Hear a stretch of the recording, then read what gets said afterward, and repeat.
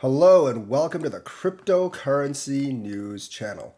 We got some good news from Cointelegraph on FTX, so rejoice ye heathens.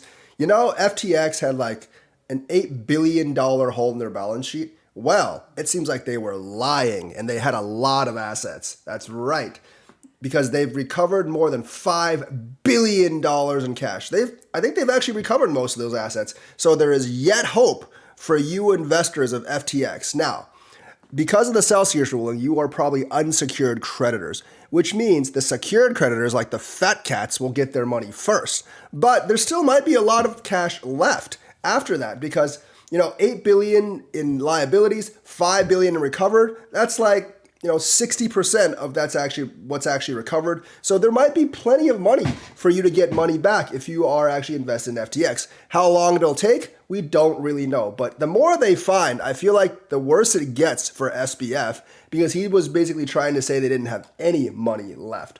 So essentially, they recovered $5 billion in cash and liquid crypto. And they also stated that the company, FTX, plans to sell $4.6 billion worth of non-strategic investments.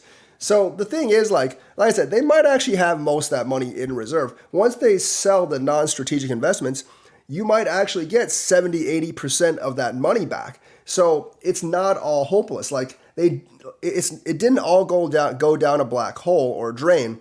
It really, really did. It's like a lot of that stuff is still there. And since a lot of that stuff is still there, there's a lot of light and hope at the end of the tunnel. Maybe some of those people, when they get their money back, will reinvest in crypto. I highly doubt it, though. But just the fact that a lot of these people can actually get their money back bodes well for the crypto market. They definitely need to keep on probing because every once in a while, they find a couple $100 million that SBF was actually hiding in there. Now, the FTT tokens are pretty much useless, but they're talking about like cash and liquid assets, which are always going to be good. So, in return of that, like FTX Japan has already drafted plans to return customer funds. And the thing is, FTX will also end its sponsorship with League of Legends, which was supposed to run until 2028. But now, since the company is defunct, there's no point in League of Legends sponsoring it. And that might actually have to play, like if you're seeing like League of Legends do some budget cuts, that actually might be the reason unless they can find a new sponsor.